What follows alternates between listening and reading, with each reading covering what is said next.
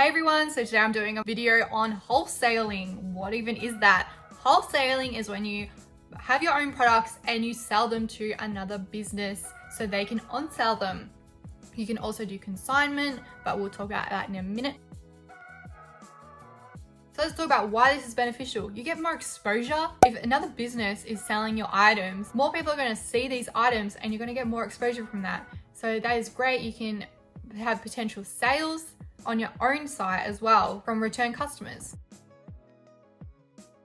You may have repeat sales from people that are wholesaling from you, and they're usually quite large orders. You can have a minimum quantity and they can be quite extensive, quite big. You know that when you do a wholesale order, you'll get a good income from it.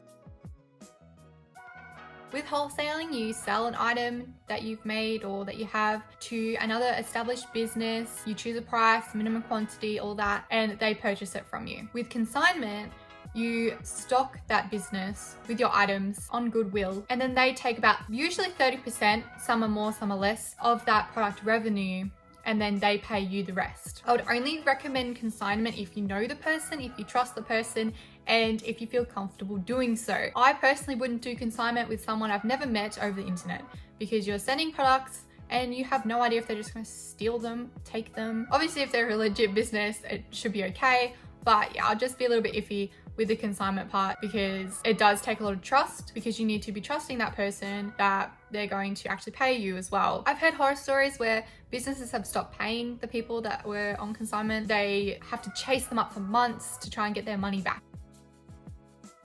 Let's talk about pricing. A lot of people will say pricing is 2 times the make sale value of your item, or 30 to 50% off your retail value of the item. So what you need to sort of factor in is your supplies, so possibly fabrics, your elastic, your thread, your overheads. So it could be your rent, your equipment, like a sewing machine, and possibly advertising, and then your labor, how much you're paying yourself to make these products, and like your hourly wage. Because you don't want to be making these for free, you need some sort of money. So once you've figured all that out, how much all that costs in that little bundle, that's how much it costs to make the item. So normally people would double that, and that would be wholesale. And then when they double wholesale, that would be their retail.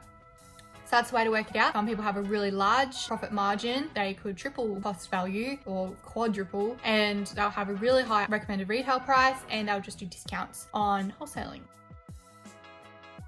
So it really just depends on what you make, how much it costs you to make, and how much you're willing to sell for. Don't cut yourself short. I have cut myself short so many times over the years. I sold my items for way too cheap. It wasn't worth it for me. I only realize that now, that I need to value my time more, because some of those orders took hours and days to make, and I was selling them for so little money. You need to value your time, value your labor, and don't sell yourself short. If someone doesn't like your wholesale price, that's okay. They can go somewhere else. You'll find someone that wants to wholesale your items eventually. And it's okay to get knocked back. Like, it's fine. Not everyone wants those items, not everyone wants to pay that much, and it's for handmade, so it has value in it. Don't sell yourself short. So what is minimum quantity? Minimum quantity is how many items that person needs to purchase in order to qualify for a wholesale order. So for example, my minimum quantity is 20 scrunchies at the moment. That business or the person needs to purchase 20 of my scrunchies to be qualified for my wholesale discount. And that will differ for everyone. Some people might only have a quantity of 5, some people might have a quantity of 50. It depends what you make, it depends what you want to do. You need to consider where these products will be sold. So you won't really see like a miniature tractor, for example, getting sold at hairdressers, but you'll see scrunchies or hair accessories, because that is what they do, that is related to them. You need to consider where these items will be sold. So many different places that you could sell, and you just need to work out who's the best places that will realistically sell your products. So when you're searching for stockists, potential stockists, people to ask if they would like to sell your items, that's something you really need to think about. Make a list of different places around your area, places that you want to contact, might be interested. They don't have to say yes, and a lot of them will probably say no, but it is great to just get started on that list and work out where your products might end up.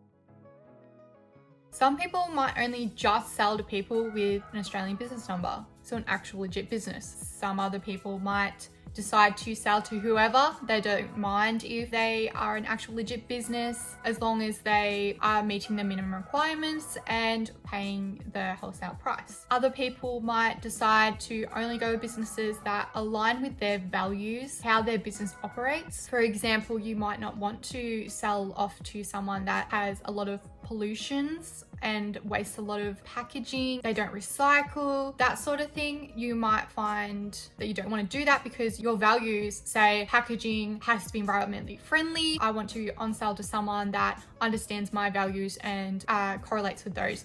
So that's another thing that people do think about when they're wholesaling to other businesses, other people.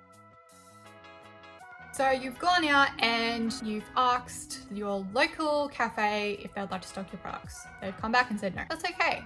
You're going to get rejected. It's just trial and error. There's millions of businesses out there that may potentially stock your product. Just because someone doesn't want to sell your products doesn't mean they're awful, doesn't mean that they're no good, just means that they don't want to sell it. So please don't feel deflated over that. Your products are great and you'll find someone that wants to wholesale them.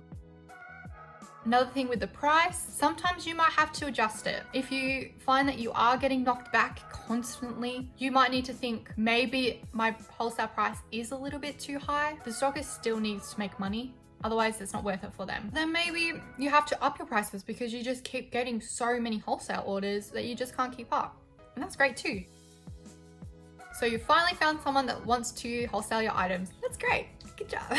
Who's going to provide the displays? Usually the stockist would provide the displays. If I'm on consignment, I will provide the displays because that's like my thing. If I just wholesale to someone, the stockist normally does. But that's like something that you and the other business can talk about. If you decide that you want to have your own displays and a way that you want to display them, you can definitely talk to your stockist about that. If you have a specific branding, display board, that sort of thing, that's something you and your stockist can discuss and come to agreement with.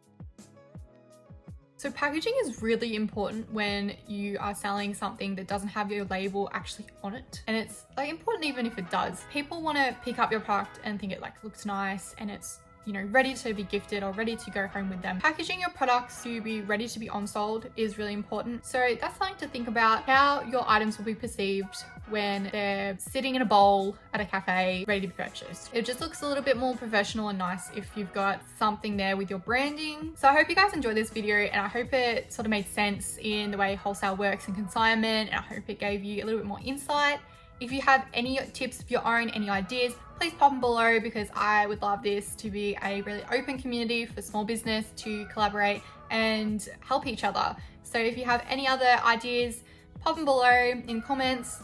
Make sure you give this video a like because it really helps out the channel. Make sure you are subscribing to me because that also helps out the channel as well. Thank you very much for watching and I will see you next time.